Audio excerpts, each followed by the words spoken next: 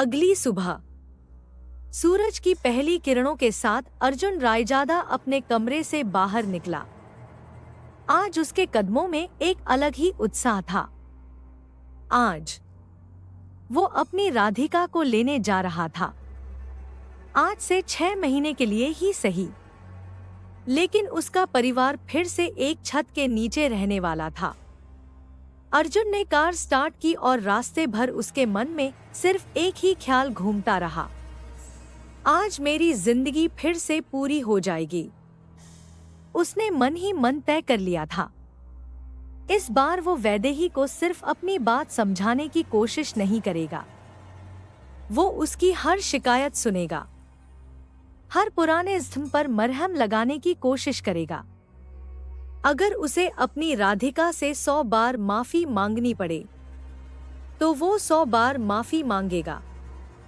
जो कुछ अतीत में हुआ उसमें मेरी गलतियां थी, लेकिन हर गलती मेरी नहीं थी। मैं उसे ये एहसास दिलाकर रहूंगा। उसकी आंखों में उम्मीद चमक रही थी। मैं अपनी बेटी वृंदा को वो परिवार दूंगा जिसका सपना उसने हमेशा देखा है, और इस बार मैं अपनी किस्मत खुद बदलूंगा। लेकिन उसे बिल्कुल अंदाजा नहीं था कि किस्मत ने उसके लिए कुछ और ही लिख रखा था। कुछ देर बाद अर्जुन अपनी हवेली के मुख्य दरवाजे के सामने पहुंचा। उसने जैसे ही दरवाजा खोला, सामने खड़ी पुलिस को देखकर उसके कदम वहीं रुक गए। अर्जुन की भौहें सिकुड़ गईं। इंस्पेक्टर, आप यहाँ? इंस्पेक्टर ने गंभीर नजरों से उसे देखा। मिस्टर अर्जुन रायजादा, आपको गिरफ्तार किया जाता है। अर्जुन के चेहरे की मुस्कान एक पल में गायब हो गई। क्या आप ये कैसी बकवास कर रहे हैं? किस जुर्म में? इंस्पेक्टर ने आगे बढ़कर कहा, आपको अपनी सेक्रेटरी टीना के साथ बलात्कार करने के आरोप में गिरफ्तार किया जाता है। अर्जुन जैसे पत्थर का हो गया। क्या?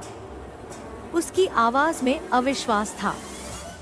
ये झूठ है, मैंने ऐसा कुछ नहीं किया। तभी बाहर अचानक कैमरों की चमक शुरू हो गई। कई मीडिया वाले वहां पहुंच चुके थे। अर्जुन रायजादा ने अपनी ही सेक्रेटरी के साथ किया बलात्कार। इतने बड़े बिजनेसमैन पर लगा संगीन आरोप। क्या पैसे और ताकत के नशे में अर्जुन रायजादा ने अपनी कर्मचारी की इज्जत लूटी? हर तरफ से सवालों की बौछार होने लगी। अर्जुन का चेहरा गुस्से से लाल हो गया। ये सब झूठ है, कैमरा बंद करो। लेकिन तभी एक लड़की रोती हुई भीड़ को चीरकर अंदर आई। उसकी आंखों में आंसू थे। वो कांपती आवाज में बोली, इन्हें गिरफ्तार कर लीजिए, इन्होंने मेरे साथ जबरदस्ती की है। अर्जुन ने उसे देखकर हैरानी से कहा, टीना, तुम? उसके लिए ये सब किसी बुरे सपने से कम नहीं था। वो कुछ समझ पाता उससे पहले इंस्पेक्टर ने उसकी कलाई पकड़ ली। आपको हमारे साथ चलना होगा। 1 मिनट। अर्जुन ने अपना हाथ छुड़ाने की कोशिश की। आपको मेरी बात सुननी होगी। मैं निर्दोष हूं। लेकिन तभी पीछे से आवाज आई, ये क्या हो रहा है? अजय, आशा और दादी भी बाहर आ चुके थे। अजय की आंखें फैल गईं। मेरे बेटे को कहां लेकर जा रहे हो? इंस्पेक्टर ने कहा, हमें अपना काम करने दीजिए। अजय गुस्से में आगे बढ़े। मेरा बेटा ऐसा नहीं कर सकता। आप लोग गलत आदमी को गिरफ्तार कर रहे हैं। आशा की आंखों से आंसू बहने लगे। वो दौड़कर अर्जुन के पास पहुंची और उसे गले लगा लिया। अर्जुन, मेरा बेटा ऐसा नहीं कर सकता। मेरा बेटा निर्दोष है। अजय जी, आप इन्हें समझाइए। मेरा अर्जुन ऐसा नहीं कर सकता। अर्जुन ने अपनी माँ को देखा। उसकी आंखों में पहली बार दर्द उतर आया। माँ, मैंने कुछ नहीं किया। आशा ने उसका चेहरा दोनों हाथों में थाम लिया। मुझे तुम पर विश्वास है बेटा। मुझे पता है तुम ऐसा नहीं कर सकते। तभी पुलिस ने अर्जुन के हाथों में हथकड़ी डाल दी। दादी चीख उठी, नहीं, मेरे पोते को छोड़ दो। ये सब झूठ है। मेरा अर्जुन ऐसा नहीं कर सकता। लेकिन किसी ने उनकी बात नहीं सुनी। अर्जुन को पुलिस की तरफ ले जाया जाने लगा। अजय की आंखें भी नम हो चुकी थी। वो आशा को संभालते हुए बोले, आशा, हमें मजबूत रहना होगा। लेकिन आशा वहीं जमीन पर बैठ गई। उसका रोना रुक ही नहीं रहा था। मेरा बेटा। लोग उसे अपराधी समझ रहे हैं, जबकि मेरा अर्जुन ऐसा कर ही नहीं सकता। अर्जुन पुलिस की गाड़ी में बैठा। उसने पीछे मुड़कर देखा। उसकी मां जमीन पर बैठकर रो रही थी। दादी हाथ जोड़कर भगवान से प्रार्थना कर रही थी और उसके पिता अपनी पत्नी को संभालने की कोशिश कर रहे थे। अर्जुन की आंखों में आंसू नहीं थे, बस एक खतरनाक सन्नाटा था। उसके चेहरे पर न डर था, न शर्म, सिर्फ गुस्सा, बहुत गहरा गुस्सा। उसने अपनी मुट्ठियां कस ली। मन में सिर्फ एक सवाल गूंज रहा था, आखिर ये सब किसने किया? कौन है जो मेरी जिंदगी बर्बाद करना चाहता है? लेकिन सबसे बड़ा सवाल अभी बाकी था।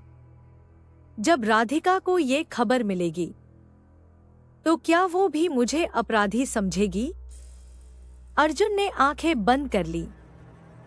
कुछ घंटे पहले तक वो अपनी राधिका और अपनी बेटी वृंदा को लेने जा रहा था, और अब वो हथकड़ियों में पुलिस की गाड़ी में बैठा था।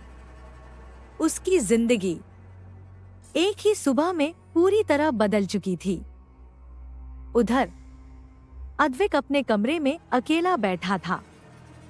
कमरे में टीवी की आवाज गूंज रही थी और स्क्रीन पर बार बार एक ही खबर दिखाई जा रही थी। बड़े बिजनेसमैन अर्जुन रायजादा पर अपनी ही सेक्रेटरी के साथ दुष्कर्म का गंभीर आरोप। अद्विक की नजर टीवी पर टिकी थी। उसके होठों पर एक ठंडी मुस्कान थी, जैसे किसी बदले की पहली चाल सफल हो चुकी हो। तभी उसने अचानक आवाज लगाई, अनाया। नीचे किचन में खड़ी अनाया के हाथ रुक गए। उसने डरते हुए ऊपर देखा। अद्विक का इस तरह बुलाना उसके लिए किसी तूफान से कम नहीं था। जब भी अद्विक इसी अंदाज में उसे बुलाता था, अनाया के दिल में डर बैठ जाता था कि शायद उससे फिर कोई गलती हो गई है। उसने मन ही मन सोचा, लेकिन मैंने अब क्या किया? फिर उसके भीतर से ही एक आवाज आई, जरूर तुमसे कोई गलती हुई होगी अनाया। सब तुम्हारी ही गलती है। डरी सहमी अनाया धीरे धीरे सीढ़ियां चढ़कर अद्विक के कमरे तक पहुंची। दरवाजे पर खड़े होकर उसने धीमे से कहा, आपने बुलाया? अद्विक ने उसकी तरफ देखा। आज उसके चेहरे पर गुस्सा नहीं था, बल्कि एक अजीब सी मुस्कान थी। उसने कहा, आओ अनाया, तुम्हारे लिए एक सरप्राइज है। अनाया की आंखों में डर और बढ़ गया। वो तुरंत बोली, अगर मुझसे कोई गलती हुई है तो मुझे माफ कर दीजिए। उसकी आवाज कांप रही थी। मैं आगे से कोई गलती नहीं करूंगी। अद्विक ने उसे अपने करीब खींचते हुए धीमे से कहा, अरे तुम तो रो रही हो। फिर उसने टीवी की तरफ इशारा किया। देखो। अनाया ने धीरे से टीवी की तरफ देखा। और अगले ही पल उसकी सांसें जैसे थम गई। स्क्रीन पर उसके भाई अर्जुन रायजादा की तस्वीर थी। नीचे लाल अक्षरों में खबर चल रही थी, अर्जुन रायजादा अपनी ही सेक्रेटरी टीना के साथ दुष्कर्म के आरोप में गिरफ्तार। अनाया की आंखें फैल गईं। उसके चेहरे का रंग उड़ गया। भैया, उसकी आंखों से आंसू बहने लगे। अद्विक ने ठंडी आवाज में कहा, देखा? फिर उसके चेहरे पर तिरस्कार भरी मुस्कान आई। कितना घटिया है तुम्हारा भाई, और उसका पूरा परिवार भी। अनाया ने तुरंत उसकी तरफ देखा। उसकी आंखों में अपने भाई के लिए विश्वास था। मेरे भैया ऐसे नहीं कर सकते। अद्विक ने कुछ नहीं कहा। टीवी पर रिपोर्टर लगातार आरोपों की खबर सुना रहा था। पीड़िता का आरोप है कि अर्जुन रायजादा ने अपनी ही सेक्रेटरी के साथ जबरदस्ती की। अनाया ने कांपते हाथों से अपना मुंह ढक लिया। नहीं, ये झूठ है। अद्विक ने उसकी तरफ देखते हुए कहा, झूठ? तुम्हारा तो खून ही गंदा है अनाया। देखो, तुम्हारे भाई ने एक मजबूर लड़की के साथ क्या किया। ये सुनते ही अनाया के भीतर का डर गुस्से में बदल गया। उसने आंसू पोंछते हुए कहा, अपनी बकवास बंद कीजिए। अद्विक की आंखें तुरंत बदल गईं। अनाया ने पहली बार उसके सामने इतनी ऊंची आवाज में बात की थी। मेरे भाई के बारे में ऐसा कुछ मत कहिए। अर्जुन भैया ऐसा कभी नहीं कर सकते। अद्विक धीरे धीरे उसकी तरफ बढ़ा। उसकी आवाज बेहद शांत थी, लेकिन उस शांति के पीछे खतरनाक गुस्सा छिपा था। तुम्हारी इतनी हिम्मत कि तुम मुझ पर चिल्लाओ? अनाया का गुस्सा तुरंत डर में बदल गया। उसने सिर झुका लिया। I am sorry. उसकी आवाज टूट गई। मुझसे गलती हो गई। लेकिन अद्विक की आंखों में माफी का नाम तक नहीं था। वहां सिर्फ अंधा जुनून था। वो जुनून जो उसे अर्जुन से बदला लेने के लिए किसी भी हद तक ले जा रहा था। अनाया फिर टीवी की तरफ देखने लगी। उसकी आंखों से आंसू लगातार बह रहे थे। उसने धीमे से कहा, मेरे भैया निर्दोष हैं। मुझे नहीं पता ये सब किसने किया है, लेकिन मैं अपने भाई को जानती हूं। वो ऐसा कभी नहीं कर सकते। अद्विक के होठों पर फिर वही ठंडी मुस्कान लौट आई, क्योंकि अनाया को सिर्फ टीवी पर दिखाई दे रही खबर पर भरोसा नहीं था।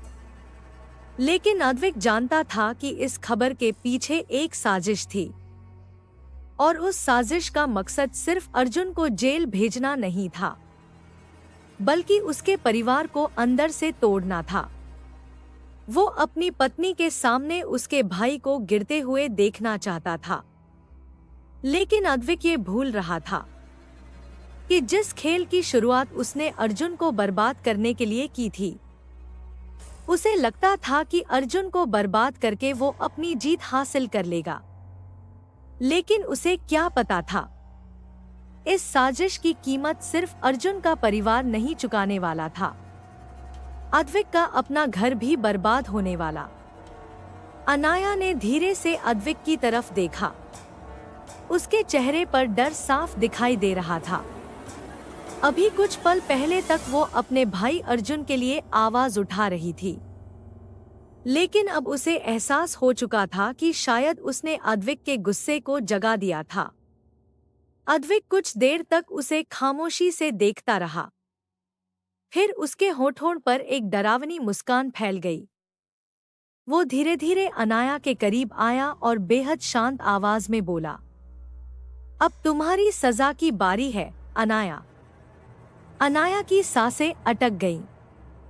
उसने घबराकर पीछे हटने की कोशिश की। अद्विक, उसकी आवाज कांप रही थी।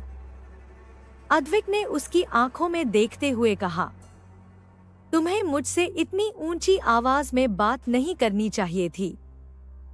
अनाया ने डरते हुए अपना सिर झुका लिया। I am sorry. उसकी आंखों में आंसू आ गए।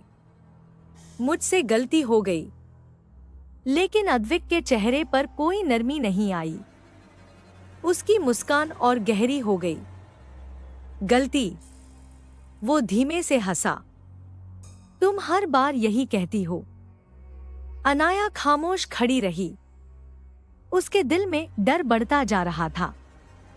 सामने उसका पति खड़ा था, लेकिन उस वक्त उसकी आंखों में उसे पति का प्यार नहीं, एक ऐसा जुनून दिखाई दे रहा था जिसके सामने उसकी हर माफी बेकार थी। अद्विक ने आखिरी बार उसकी तरफ देखा और धीमे से कहा, याद रखना अनाया, मेरे खिलाफ आवाज उठाने की कीमत बहुत बड़ी होती है। अनाया की आंखों से आंसू गिर पड़े और अद्विक के चेहरे पर वही डरावनी मुस्कान बनी रही। अगर कहानी अच्छी लगी हो तो चैनल को सब्सक्राइब जरूर करें।